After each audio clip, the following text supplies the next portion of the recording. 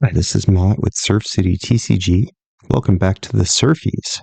This is my video covering the best Commander cards of 2024 with nominees in over 20 different categories. It was a good year for Magic. If you didn't catch part 1 of this series, I'll provide the link for you here. Just to recap, this is my personal evaluation of cards released in 2024. All evaluations are based on my typical playstyle, which is mid to high-powered, non-EDH decks. Usually these are power level 7 or 8, approximately. These are strong, optimized decks, but typically without any infinite combos. Next up comes the SURFIE for Best Aura of 2024. We'll start off by looking at Detective's Phoenix. This is a bestow creature from Modern Horizons 3. Its regular cost is 3 mana, 2 and a red. It's an enchantment creature, Phoenix, and it's a 2/2 with flying and haste, but it's got a bestow ability. Bestow is kind of like an aura. It's not exactly the same in that if your opponent is to remove the target in response, let's say you go to cast one of these other auras from the list that doesn't have bestow onto your Llanowar Elf, and the opponent says, nope, I'm going to lightning bolt that Llanowar Elf in response, then, oh no, bad luck for you, your aura just fizzles and goes to the graveyard. However, bestow is a little bit different in that if you pay the bestow cost to enchant a creature and your opponent removes it in response, instead the bestow aura just falls off as a creature. So a little bit of a weird interaction that isn't super intuitive, but this is actually how bestow works.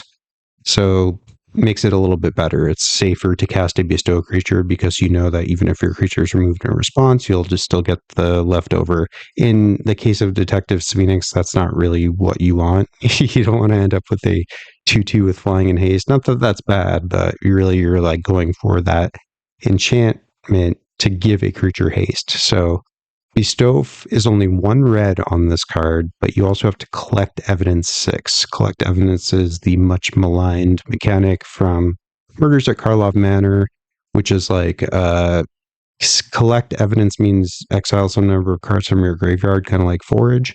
The 6 is the total mana value of the cards that you need to exile. So you can exile a single 6 mana card.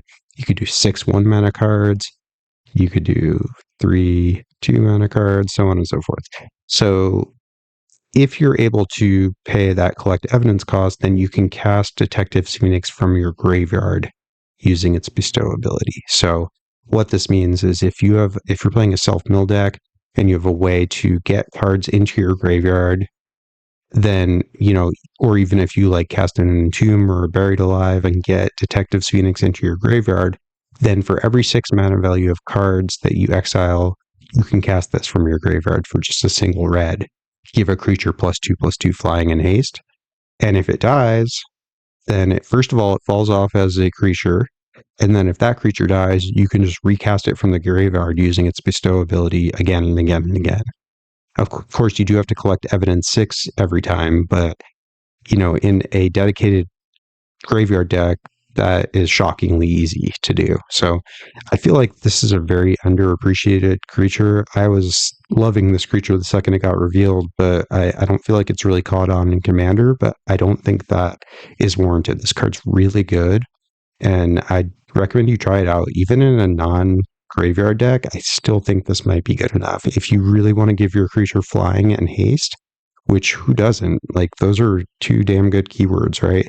And +2/+2 is not nothing either. So this card I think is really, really good. And I'm going to play around with it a little bit more, and I would encourage you to do the same. Grim Reaper Sprint. This little gem's from Fallout. This is a 5 mana aura, red aura, 4 and a red. But it's got Morbid, so it costs 3 less if a creature died this turn. It can be one of your creatures, it could be an opponent's creature, doesn't matter. If a creature died this turn, this costs 3 less, meaning it's only 1 in a red. For an aura that says Enchant Creature, when this enters, untap each creature you control, so it doesn't matter if they attacked or not, everything on your side gets untapped. And then if it's your main phase, you get an additional combat phase after this phase, and it gives the creature +2/+2 in haste. Sound familiar? We just talked about a bestow creature that gave +2/+2 in haste. This one gives you an extra combat step. So for 2 mana, if you're able to pull off the Morbid, which is obviously the operative condition here, you don't want to be paying 5 mana for this effect. So if you're playing any sort of Rakdos sacrifice deck, like any Aristocrats stuff, anything where you're running like numerous sack outlets, we're talking Viscera Seer, Carrion Feeder, Ashdon's Altar, Phyrexian Altar. If you're playing these cards, you're going to want this card. It's very good value. If you're paying just 2 mana to give a creature +2/+2 haste and get an extra combat, this is very, very good, especially if you're able to trigger it prior to combat, meaning like you can get, so you're playing a fresh creature, right? Like it has summoning sickness, but you've triggered Morbid somehow. You've killed a creature, you've sacked a creature, whatever the case may be. You give whatever creature that just came in +2/+2 haste, right? And then you untap everything, and then you get an additional combat. So the sticky situation potentially is that if you're untapping before you've taken your first combat, then you're going to have a way to untap again in order to attack with that creature, or your creatures are going to need vigilance. So it's just one little thing to think about when playing this card. There's a lot of things that can go wrong, and that's where a card like this runs into trouble. But I do think it's a high value card that should see a little bit more play. I think it's a fun card, and it's a really powerful one potentially. So don't sleep on this card. I think it's pretty good. Let's keep rolling with Fallout cards. Idolized. This is a white card, white enchantment aura enchant creature. For 1 and a white, the enchanted creature gains, quote, whenever this creature attacks alone, it gets +X/+X till end of turn, where X is the number of non-land permanents you control. So this doesn't count lands, but it counts creatures, counts tokens, treasure tokens, glue tokens, food tokens. If you're playing a Voltron-style deck that makes a lot of tokens, this card is nuts. I've seen this card buff things by double digits easily. And this is the kind of Voltron card that can win a game out of nowhere. You might think like you're sitting pretty at your 69 life total and your opponents can't touch you, but then all of a sudden they slam an Idolized and their board full of food tokens turns their commander into a one-shot lethal.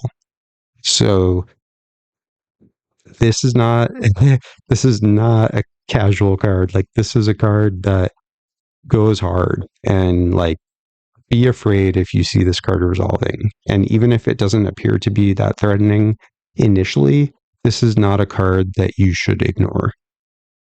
This sort of card speaks to a style of deck that can be very dangerous to your living, so to speak. Lion Umbra. I love this card. I think it's so cool. It's so powerful, and like it's such a, it's conditional, but man, like how powerful is this card? I love Umbra Armor, and I hate playing against Umbra Armor. Like I don't know about you guys, but like every time someone plays one of those like Eel Umbra, Snaked Umbra, obviously Bear Umbra is the scariest one, but Lion Umbra is up there. This card's really good. I like Umbra Armor. I feel like it's so strong, and it's just so annoying to fight against. So Lion Umbra, let's talk about what it does. This is a double green, 2 mana in a enchant modified creature. So the creature has to be modified. Modified means it has either a +1 counter, another aura, a piece of equipment. Those are the 3 main things, I think. I'm not sure if I'm forgetting anything. Let's just take a look. Modified equipment, auras, it's controller controls. So if they have a passivism or imprison in the mood on your creature, that doesn't count. And counters, any kind of counters. So all of those are modifications. So in a deck that is playing counters, you're going to want this card. Like this card is so good if you have easy ways to modify your creatures. One example from recent sets is Wolverine, best there is. Wolverine's getting counters all the time. Lion Umbra, so good in that deck. Same thing with Black Panther. So what does it do? It's 2 mana, double green. Enchanted creature gets +3/+3. So it's like a giant growth, permanent. Vigilance, and reach. Plus, it's got Umbra Armor. Umbra Armor, in case you don't remember, is if this creature would be destroyed, the enchanted creature, instead the aura is destroyed, the one that has Umbra Armor. So it's like a protective shield. It gives it like a one-time indestructible / regeneration sort of thing. And this thing is destroyed instead. But this card is just such insane value. I mean, Vigilance and Reach is such a like bonkers combo. Like, it's like Vigilance alone, I feel like, is such an underrated mechanic. Like, every time I play a commander or a card that gives Vigilance, it just, oh, it feels so good. It feels like you're like invincible. Like, no one can touch you. Yeah, I attack you. I can attack whatever I want. Doesn't even matter. Like, my creature's still back. I have blocks for days. And then Reach in combination with Vigilance is just like, oh, chef's kiss. So good. This card is just, feels so good to play it. Feels terrible if they snipe your creature, like, out from underneath it. But try not to set yourself into a situation where that can happen. Or at least if you are doing it, make sure it's like a desperate measure that, like, I had to go for it. Otherwise, I was just going to lose anyway.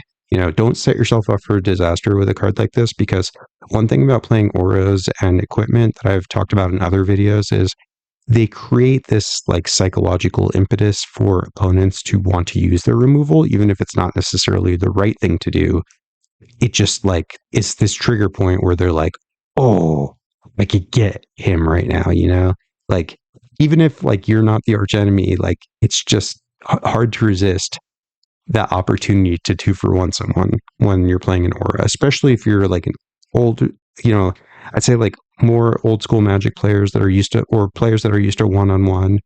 That is just kind of a mentality that is ingrained, I think, at least in me. I don't know, let me know in the comments if that resonates with you. But like, whenever someone's casting an aura or equipping something, I just have this like unnatural instinct to blow my short swords to plowshares on that creature to 2-for-1 them. And a lot of times I have to check myself and be like, wait, is this actually the right thing for me to be doing right now? So, but anyway, just be warned, because like, it opens up that window for opponents to do that. So playing this on a creature with ward, obviously a lot safer, and maybe a good idea to think about having backup protection just in case something goes awry. Strong back. All these cards, the reason there's so many Fallout cards here is there was the Dogmeat Everloyal deck, which was a Voltron, aura, and equipment deck. So obviously there are a lot of great aura and equipment cards, especially new and unique ones from that commander deck. And the Fallout decks were just great. Like, I mean, all 4 of them were so fun. So many cool cards. I'm not a gamer who has played Fallout before, but like, I really enjoyed the set regardless. So Strong Back is another green aura for 2 and 1 green, 3 mana total. You've got an enchant creature. So let's start at the bottom. Enchanted creature gets +2/+2 for each aura and equipment attached to it, counting this one. So by default, if you have no other aura and equipment cards attached to this creature except for Strong Back, then your creature gets +2/+2. Not great. Obviously, we just looked at a 2 mana card that gave +3/+3 plus Vigilance, Reach, and Umbra Armor. But the other parts of Strong Back are what we're paying for here, which are, number 1, equip abilities you activate that target the creature wearing this aura cost 3 less to activate. So greed, basically free. I mean, there are precious few equipment that cost more than 3 to equip onto a creature. There's a couple, but like, in general, this is going to cover it. And it doesn't say it can't be reduced to less than 1 or anything like that. So pretty much most equipment are free to equip onto your creature that's having the Strong Back. And then same thing with aura spells that target this creature. They cost 3 less to cast. So this is not necessarily as useful as the first one. Still good, But like in the case of Lion Umbra, that's one example. This doesn't help at all, right? Because Lion Umbra does not have any colorless pips, so nothing would be reduced there. But the equipment part is beautiful. The aura part can be good as well, especially if you've given your creature hexproof ahead of time. This card can go crazy. Anyone who has played the old card Ancestral Mask from, I think it might be from Mercadian Masks, but not, don't quote me on that. But it's a 3-mana aura that gives +2/+2 for each enchantment on the battlefield, not just yours. No, you guys know, if you've played that, how crazy that can get. And this card enables some shenanigans. Like, this is going to be the best card in your green Voltron deck, like hands down. This is just an ultra powerful card, and it's going to carry, pun intended, some games. So definitely pick up a copy of this if you're into Voltron decks. This is a phenomenal card. Lastly, we have, oh, what a surprise. It's a card from Fallout. Green aura, in fact. We have 3 in this same category. This one's called Well Rested. It's 1 and a green for an enchant creature that says, the enchanted creature has, quote, whenever this creature becomes untapped, put 2/+1 counters on it, then gain 2 life and draw a card. So you get 3 things. When the creature untaps, you get 2/+1 counters, you get 2 life, and you get to draw a card. Why not 2 cards? Just kidding. But it would have been nice, like if it was 2, 2, and 2. But this only can happen once a turn. So you can't go infinite and put like infinite counters, gain infinite life, draw infinite cards. Makes sense. But if you have a way to untap your creature every turn, are there any ways to do that in green? I wonder. Just kidding. Seedborn Muse, Quest for Renewal, Sting the Glinting Dagger. I mean, take a look at my 13th Doctor and Yasmin Khan deck, and you'll find like a bunch of ways to untap creatures, pretty often. This card's really good. In a deck, your deck has to be built for it, obviously. But, take a look at Dionysus, I can't remember the full name, but I'll put it up on the screen here, the new commander from Foundation's Jumpstart. And, like, that's a deck that wants this card, obviously. This card is, when you have the deck for it, it's going to be one of the best cards in the deck. Just a really strong card that's going to put in a ton of work. All right, that's it for auras. So, the Surfie for auras 2024 goes to it's going to be Strong Back. Strong Back is just exactly what the name says. It's going to carry your aura deck. It's going to carry your Voltron deck. If you land this on your creature early, it's just GG for your opponents. They have to deal with this or the creature fast, or things get out of hand. Especially if you have like an Enchantress thing going where you're drawing cards for every aura you play, you could start comboing so hard. It's just like play an aura, draw a card, play an aura, draw a card, play an equipment, draw a card. Equip them all for free, hit you for 1 million. This card just, I've lost to it like so many times already. It's just that good. All right, let's keep going. On to equipment. So we talked about auras, let's talk about equipment. There are a couple of these we've already talked about because they are all-stars and have hit in multiple categories. In fact, I think at least 2 of these are in multiple categories, and I think it's going to be the first 2. So let's start off with Brotherhood Regalia. We have already talked about this card, so I'm not going to spend a ton of time on it. But just to reiterate, like, this is an excellent equipment. It's better than Whisper Silk Cloak, which is still a good card. This is like a modern version of that. It makes the creature unblockable, which is what you want if you're playing this card. If you don't want that unblockability, it's not worth playing this. There are better ways to protect your creatures in any color. But it gives that ward 2, which is, not nothing. It makes it an assassin, which is relevant for free running cards, which we are going to talk about later. And, it's cheap to equip, assuming you want to put it on a legendary. If you want it on non-legendary creatures regularly, maybe not good enough, but excellent card for the decks that want it. Very good option and good nominee for the equipment Surfie of the year. let's talk about a card from Assassin's Creed, another one. This one's called Caduceus, Staff of Hermes. This is a white equipment, 2 and a white, and this card got a little pricey. I mean, I remember picking up several copies of these for under $1 and thinking, like, are people crazy? Why is this card so cheap? It looks nuts. You know, it definitely gives off Serra Ascendant vibes, except Serra Ascendant was created before Commander was a thing, which is why it's so dumb. Honestly, like, I don't play that card anymore because it's stupid. And I hate when people, you know, they drop it on turn 1 and it's just like, okay, we're in this uphill battle against this guy all of a sudden with his 6/6 lifelink flying on turn 1. And this card, like, is designed for Commander. So 2 and a white equipment, 2 to equip, double white.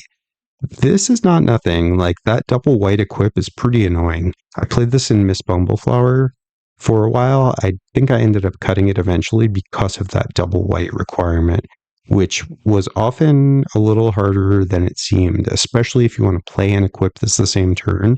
It's triple white pips to do that, so that is not an irrelevant cost.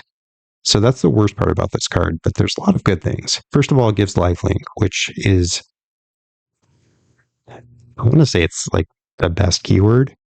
You know, that's debatable. There's a lot of good keywords. I'd say like Death Touch is up there, Flying is up there.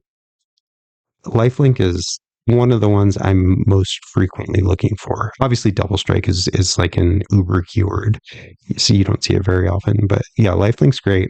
And then it says, as long as you do have 30 or more life. Hey, did you guys know that you start at 40 life in Commander? Interesting little tidbit there that you might not be aware of. So, you know, if you're playing Commander and you have not lost more than 10 life, then the equipped creature gets +5/+5 and has indestructible and prevent all damage that would be dealt to this creature. Weird. Don't ask me why. I don't know. Something flavor. But yes, in case you're wondering, indestructible and, quote, prevent all damage that would be dealt to this creature are almost completely redundant. There are exceptions. Something wither. Maybe that's it. Toxic or infect. I guess infect and wither. I don't know. Drop me a comment below if you have some understanding of, first of all, what are the exceptions that would make this distinction matter? And 2, what is the flavor reason for this? I mean, I know Caduceus stuff of Hermes something to do with like medical, and maybe there's some flavor reason. Don't know. Don't really care. Well, actually, I do care. So let me know. But let's just pretend those are the same for the purposes of this evaluation. So equipped creature has lifelink. So if you don't have 30 or more life because you've lost a bunch of life in Commander, then you could get it back up over 30. And then once you do, your creature gets +5/+5. That's some thick ass chonk right there. And your creature is indestructible and prevent all damage dealt to it. So just an excellent equipment, reasonable cost, except for the color intensivity. Is that a word? Who cares? Good card. Excalibur, Sword of Eden. So 12 mana, no biggie, right? 12 mana equipment, it's chill. 12 mana, it's a legendary artifact equipment. This costs X less to cast, where X is the total mana value of historic permanents you control.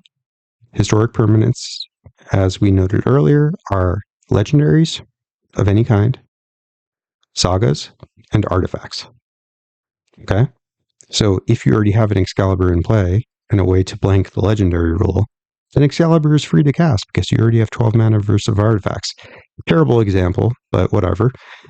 If you have a 12 mana commander, I don't know if there are any of those, but I do play this in my Eris Roar of the Storm deck. Eris is a 10 mana commander whose mana cost is reduced by the number of cards in your graveyard, etc., etc. This card doesn't care about that, right? It just says, oh, it's a 10 mana commander. This costs 2. Do you have an Arcane Signet also? Okay, this costs 0. All right, so now we've paid 0 mana for an equipment. Okay, that's chill. What does it do? Oh, it just gives +10/+0 and vigilance. Say what? Okay, so my Eris is now a 14/4 with flying and vigilance, you say? Oh, plus it has prowess, so now it's a 15/5. Lol. Um, can only be equipped on legendaries because, plebs can't hold Excalibur. 2 to equip. This card's bonkers. I bought like 10 of these when it was like so cheap. This was like right when the set came out. Man, Assassin's Creed cards were like practically worthless at first. And now I have this on cheapest and it's $16. Um, yeah, this card went crazy when Captain America came out because it's like the best card in Captain America. He can throw it and deal 12 damage divided as you want. And it's like really easy to cast, really easy to equip. Like this card's just excellent. It's so good in so many different decks. It's expensive. I doubt it's going to go down ever again because Assassin's Creed, weird set, weird IP sort of stuff, hard to reprint. I don't expect it to be cheap ever again. So bite the bullet, get a copy. If you don't have one, you'll be glad you did. This is an excellent card that's worth the money. Lava Spur Boots. So let's talk about something a little bit more budget. $2 uncommon though. Wow. So what does it do? Just 1 mana and 1 to equip. Love that. Love that. Cheap equip costs, that's my jam right there. So 1 mana, 1 to equip. Equipped creature gets +1/+0, has haste and ward 1. So simple, so elegant. Such a good card. Is it as good as Swiftfoot Boots and or Lightning Greaves? No, it's not. But that is an extremely high bar. Those are some of the best equipment ever. We're not going to see something as good as those. And this is like pretty good. For 1 mana and 1 to equip, like, yeah, it's only ward 1, but like I've mentioned in other videos, ward, the cost a lot of times doesn't even matter. All you have to do is say something has ward, and people won't even like, they kind of like blanket from their options of what can be targeted. Some people, I play against a lot of good players on Spell Table, and I play against a lot of really bad players. And, I'd say on average, if a thing has ward, at least half the players I play against won't even think about targeting it. It doesn't matter what the ward cost is. A good example of this is Valgavoth, Harrower of Souls. He's got ward, pay 2 life. There's no mana you have to pay. You just have to pay 2 life. It's so easy. It's like one of the cheapest ward costs there is, but people still won't target him, even though he needs to be targeted. You have to kill him, or he'll just draw a trillion cards and smash you to death. He's a huge flyer that draws you like 4 cards a turn cycle. So pay the ward cost. And if you have a creature with ward, remember to activate your ward cost. When someone targets it, you're like, okay, pay the ward. It's hard to remember sometimes. Set yourself a reminder if you can't remember. Like put a little die on it, put a little marker or something that it's going to force you to remember. Anyway, Lava Spur Boots is a really good card. If you need haste, like in green decks, this card is great. Like that's where you want this card. Green is the worst. Green and blue, I guess, like are the worst colors at giving haste. So that's the kind of deck that wants a card like this. Power Fist. This is from, hey, what do you know? It's from Fallout. This is a 2 mana equipment, green equipment, 1 and a green. It says equipped creature has trample. Good start. And whenever this creature deals damage to a player, put that many +1 counters on it. Huh.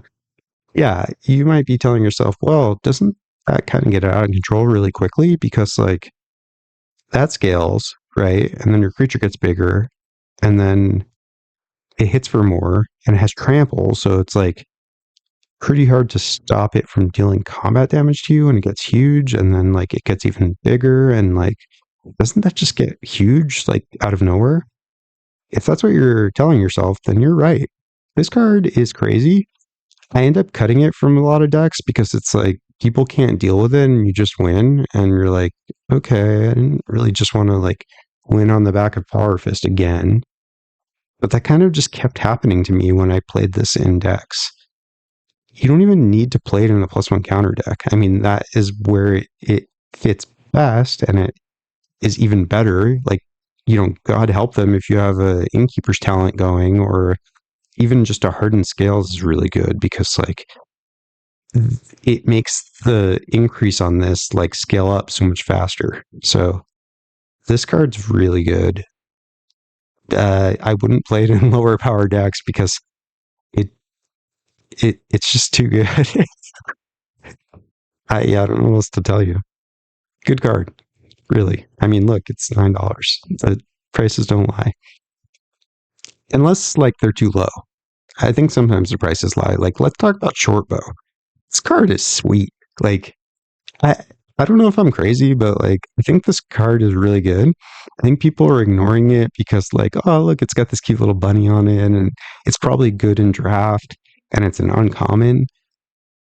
But like that's just kind of cool. Like I'm down to pay 15 cents for a card that is this good. Tell you what, take get yourself a copy of Shortbow and put it in any deck that has like more than 20 creatures in it. And tell me if you're not happy every time you draw this. This card is really good. Vigilance and Reach, I talked about this earlier. Killer combo. 1 to equip. This card is just good. Really good. Vigilance and Reach, OP combo. Try this card. Let me know how it goes for you. Really. All right, let's talk about the big baddie, Sword of Wealth and Power. 3 mana.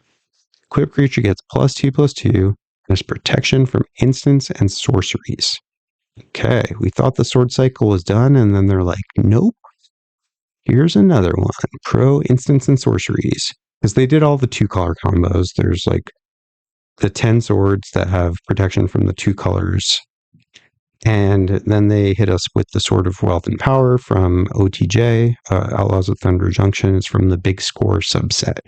So this card gives +2/+2 pro instants and sorceries, meaning protection is again the acronym DET, DEBT, can't be damaged, enchanted or equipped by that. So when I say that, it might be confusing because this is an equipment, but what it means is like it's granting protection from instants and sorceries. So if an instant or sorcery were attempting to enchant or equip the creature wearing this, that wouldn't work. Doesn't make sense. Don't worry about it. It can't be blocked by instants and sorceries. Again, doesn't make sense. Can't be targeted. Okay, so damage and targeted are the ones that are relevant here. So protection from instants and sorceries means this creature can't be damaged or targeted by instants and sorceries. So you might be asking yourself, Matt, like, what if my opponent casts a farewell? Well, then say goodbye to your sword and your creature, because that is not damage or target. Same thing with a Wrath of God. When's the last time you saw a Wrath of God in a Commander game? Like 17 years ago. There's about 8,000 better quote-unquote Wraths now. Anyway, long story short, Crow instants and sorceries is okay, but it's no protection from a color. This pales in comparison to any of the color swords in terms of the protection ability alone. Not to say that protection from instants or sorceries is bad, but it's way worse than the color protections for a couple of reasons. Like, first of all, the color protections also stop instants and sorceries, just only of those colors, right?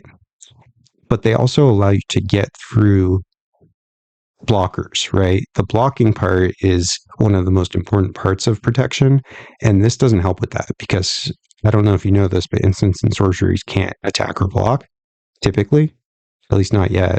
Like, talk to me in 2 years when they do some crazy shenanigan commander that's like, your instants and sorceries can attack. I mean, I think there's what is it, Majar or the Magic Strings that like sort of does that. But even then, like, it's not an actual instant and sorcery, the creatures he makes. So anyway, what does the sword do that makes it so expensive? Equip creature deals combat damage to a player you create or treasure. Okay, that's medium. And then whenever you cast your next instant or sorcery spell this turn, copy that spell, and you may choose targets for the copy. So you make a treasure, and your next spell gets copied, or it's like a fork. Listen, like, I want to like this card, but I don't think it's very good. Of course, it's in my like best of the year list, but I just and it is good relative to other equipment, especially like just if you look at all the equipment in Magic, like this is still going to be in the 90, in the 90th percentile. But when calling it a sort of X and Y, like I feel like it has certain expectations, and I find that this doesn't often live up to those. Now, there are some of the color protection swords that are worse than this. In fact, I'd say like at least half of them are worse than this. So don't get me wrong, this is still a good card and it can do some work, definitely, in the right kinds of decks. But I just am not gaga over this sword. I don't think it's worth $19. If you wait a year, you might be able to get it for half this much. And then I think this is like a sub $10 card, in my opinion. Like the same place some of the medium power swords are. So, yeah, so that's it for equipment. The Surfie for equipment 2024 goes to Sword of Wealth and Power. Just kidding. Obviously not, right? Like in case you didn't know, like this is probably my least favorite card on this list. I do think it's worth it. I do think it made the nomination for a reason. I was on the fence about including it, but I did decide to include it. But I do think every other equipment here is better. But there can only be one winner, and the winner, those two, Brotherhood Regalia. I'm really a big fan of this card. I think it has performed really, really well for me. I would have given this to Excalibur if you could equip it on some non-legendaries.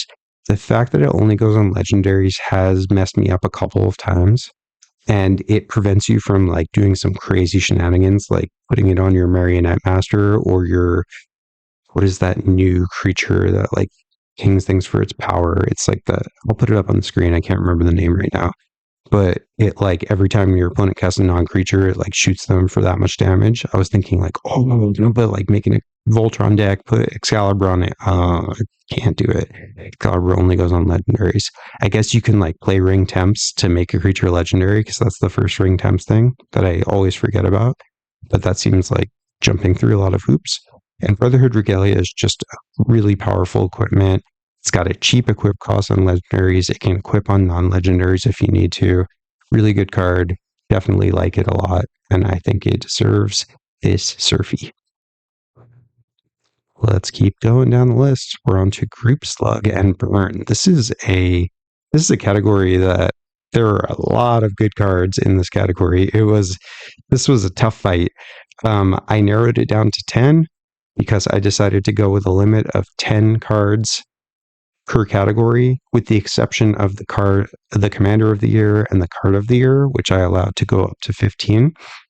But the Group Slug and Burn category, there are just so many good cards that came out this year, and picking a winner, even narrowing down to this list of 10 was tough, and picking a winner was even tougher. So let's get into it and see what we've got. So we're going to start off with Agate Instigator.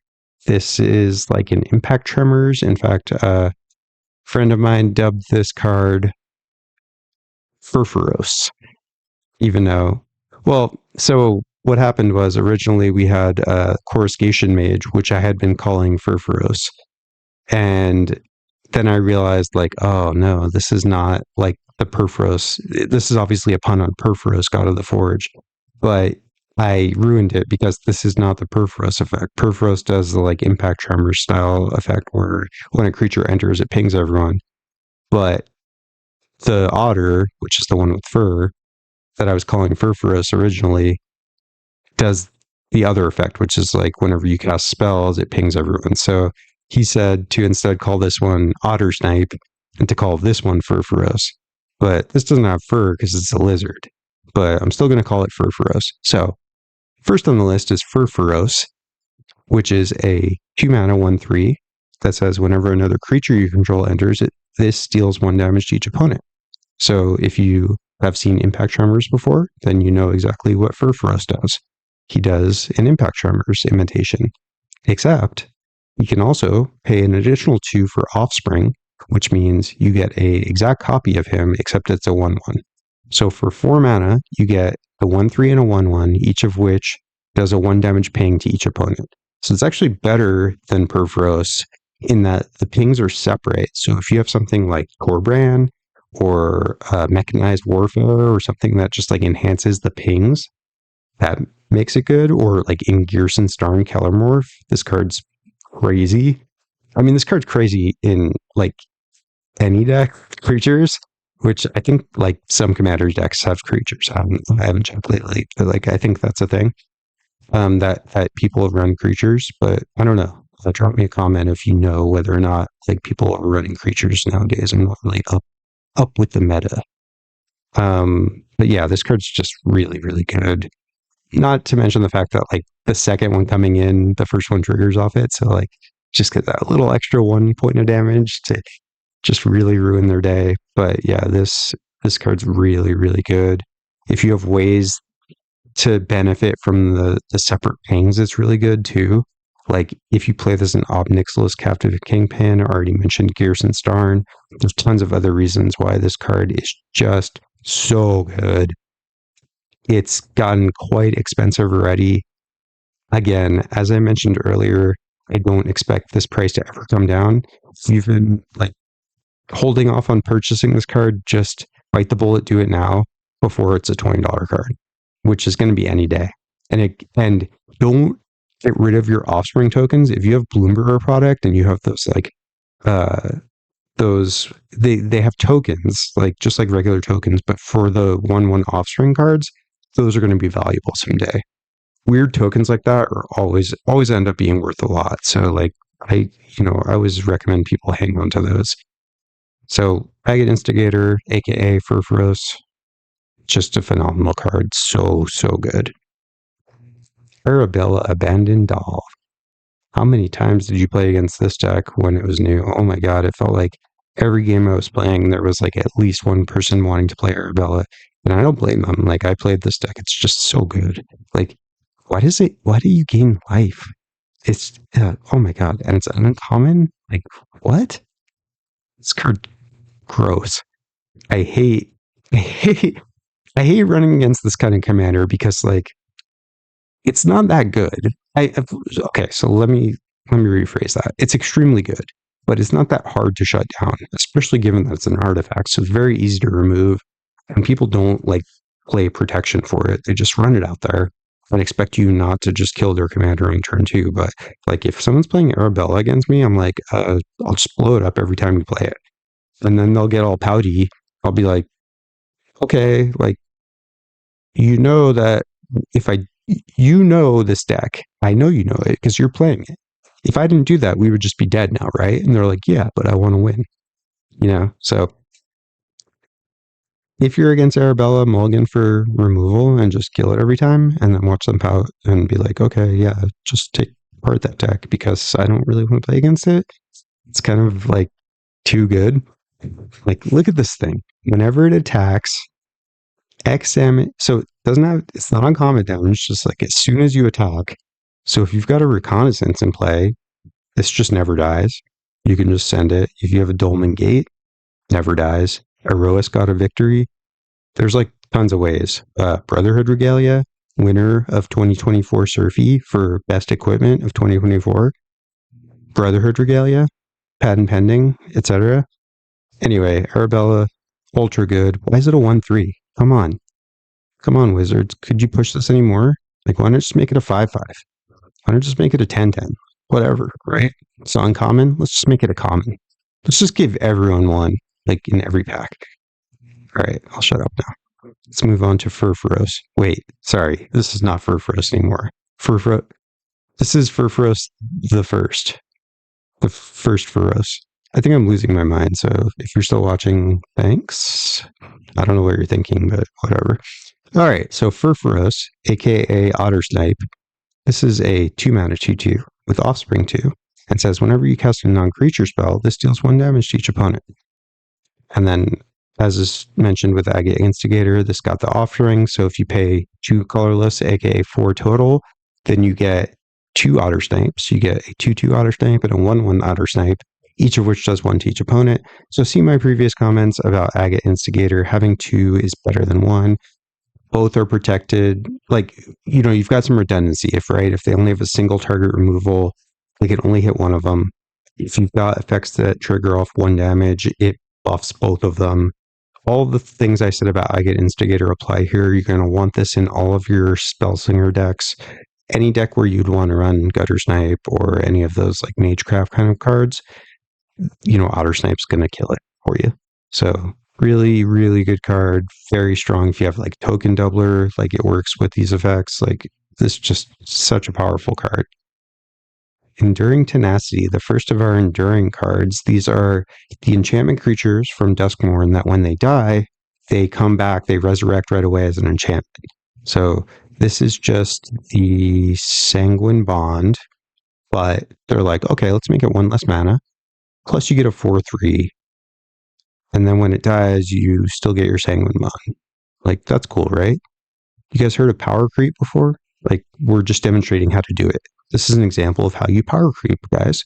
You take this enchantment that's really good, that people love, and is like playable at 5 mana.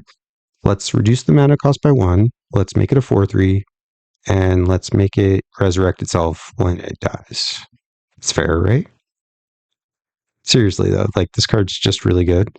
Even if you don't want to play, like, I don't play Exquisite Bond Sanguine Blood combos because I don't run infinites, and I think that's a like lame way to win. But I don't disrespect people that want to do that. Like, I think it's a fine way to play. I think this card's really good in a life gain deck, even without it. Like, I played in my Sorin of House Markov deck, and I don't have any of those combos, but I feel like this card's just good enough because, like, whenever you gain life, people are gaining life all the time. Like, if you were to run this alongside Arabella, not that you can, but if you would just imagine with me for a second, like, having this in play with Arabella, it's like, okay, I'm going to attack, ping everyone for 10, gain 10, and then someone else is going to take an extra 10 just because. Like, this card's just so good, and I don't feel like Sanguine Bond by itself is necessarily good enough anymore at 5 mana, especially now that this exists. Just such a powerful card. Glaring Fleshraker, the Eldrazi Menace from Modern Horizons 3. Whenever you cast a colorless spell, create a 0/1 Eldrazi spawn that sacks for a colorless, and whenever any colorless creature enters under your control, this deals 1 damage to each opponent.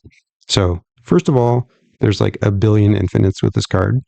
It's a complete menace in a lot of different formats, including, I think it's really good in CDH, but I'm not sure. I'm not an expert on this.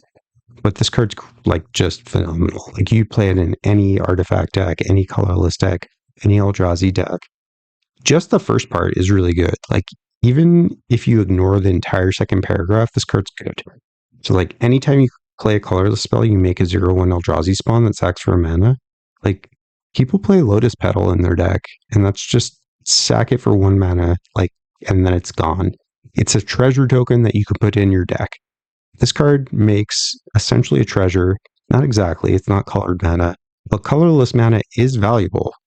And there are reasons you might want it, including a card on this very list, Null Elemental Blast, right? This card is just really, really good, really efficient, does exactly what you want. You don't have to be playing infinites for this card to be good. In my Ululek deck, I don't play any infinites, but this card is really, really good because you just copy the triggers and, like, you just play a bunch of colorless spells, and it's just really easy for this to get out of control, regardless of if you're going infinite. Just an excellent card that also makes you a lot of mana. Really, really strong card. Just so pushed. Excellent card. Like, can't overstate how good this card is. Speaking of cards that are incredible, Marionette Apprentice. Look at this little gem. Another uncommon, by the way. Like, a lot of uncommon, powerhouse uncommons on this end of your awards list. Marionette Apprentice is a 2-mana 1/2 with Fabricate 1. Fabricate means you can either make a 1/1 colorless artifact creature servo when it enters, or you can put a +1 counter on Marionette Apprentice. Usually you're going to want to make the servo.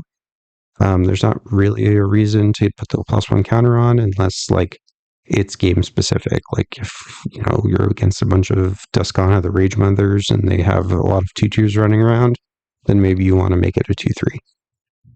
But in general, making the servo is good because, like, if the servo dies, you get the trigger, which is whenever another artifact or creature you control goes to the graveyard.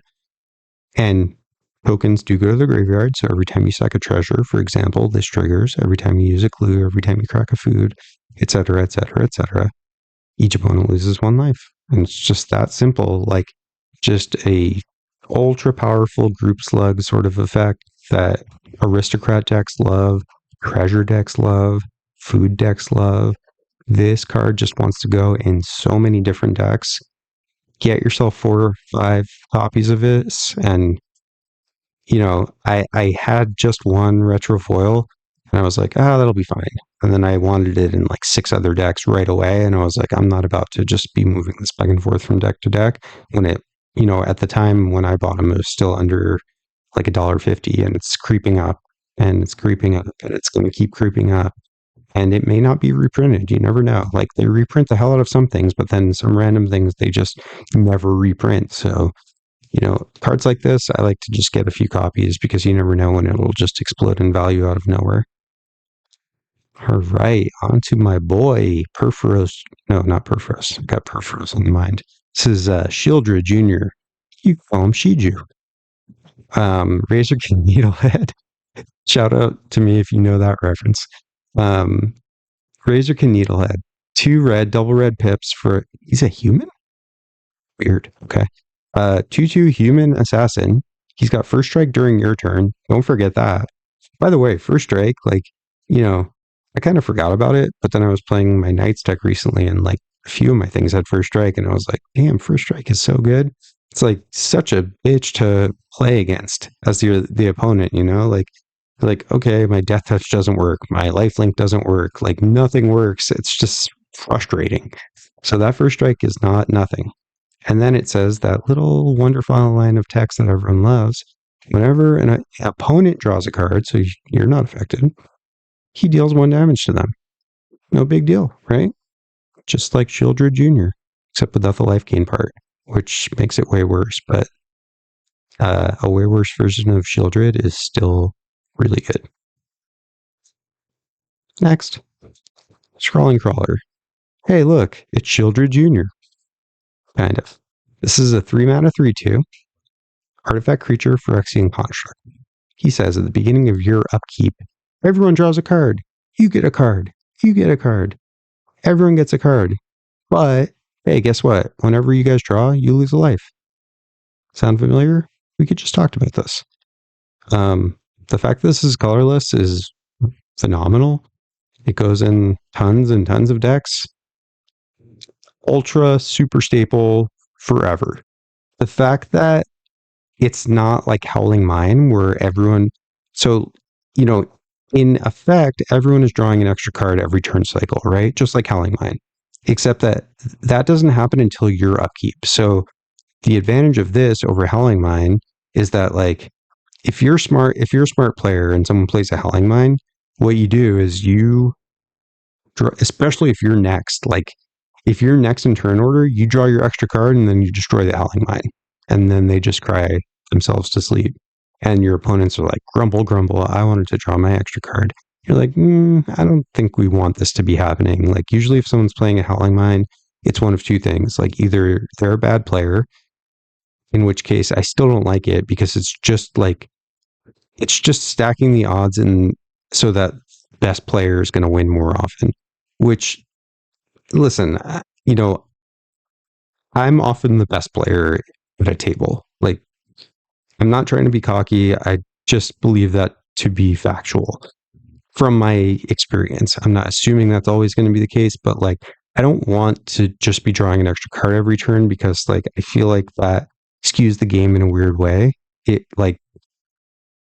helps people who should be punished for keeping bad hands. It helps people who didn't build their deck correctly because, like, they didn't have enough land or enough card draw. I just don't like having Howling Mine effects in play.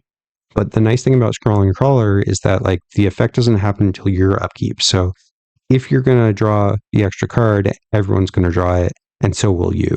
you can't get denied drawing the extra card like you can by playing a Howling Line, is my point. So this card's really good. It's going to be a staple forever. Pick yourself up a copy or two. You can't go wrong. Starscape Cleric, another uncommon. Like, I seriously can't believe how many good uncommons there are. And this card is like mythic status uncommon. This is a 2-mana 2/1 flying bat cleric, can't block. That's pretty relevant, honestly. Like, especially on flying creatures. I hate having creatures that can't block because it's just like, it's such a headache. Like, you think it just messes with you because you're like, even if you remember, like, it's still hard to remember, if that makes sense. I don't know if that makes any sense, but whatever. But it's not that big a deal. But we're playing this for the effect, not for having a blocker. So it's a 2/1 flying, can't block. It says, whenever you gain life, each opponent loses 1. And it's got Offspring for 3. So if you pay 5 mana, you get 2 of these dudes. And oh my god, God help your opponents if you have this in play for more than a second. You know, you're obviously playing it in a life gain deck. I played in my Sorin of House Markov deck. If you have a card like Sorin or any card like Blind Obedience that has Extort, it's just like every time you play a spell, you're gaining a life and then everyone is losing 2 every time. You know, we're talking like you play 5 spells and everyone has lost 10 life plus the extort. So now it's like 15 life. They're getting lightning bolted every time you cast a spell, basically, if you have 2 of these out and extort. And like, if you have an Essence Warden or a Soul Warden or a Soul's Attendant, anytime a creature enters, you gain a life, everyone loses 2.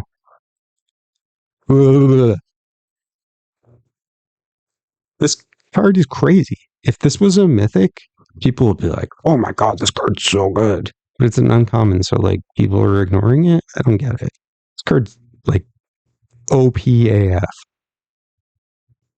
Speaking of busted mythics, hey, it's Vein Ripper. Hey, remember Blood Artist? What if we tripled it? People like multipliers, right? Vein Ripper. Sick name. Like, love the name. Maybe one of the best names ever. Like, man, that's just so like visceral, right? So 3 and triple black. This is a 6/5 flying vampire assassin. He's got ward. It's pretty tame, right? Sack a creature. Oh my god, that's a scary ward cost. And guess what? Whenever a creature dies, you get to have an opponent lose 2 and you gain 2. So like Blood Artist, but double. Did I say triple earlier? Well, it's like triple in some ways. Triple the cost. Triple the nothing else, I guess. I think Blood Artist is 0/1. Anyway, Vein Ripper. I don't know what else there is to say about it. Like, this card's just crazy good. Like, obviously, it was part of some.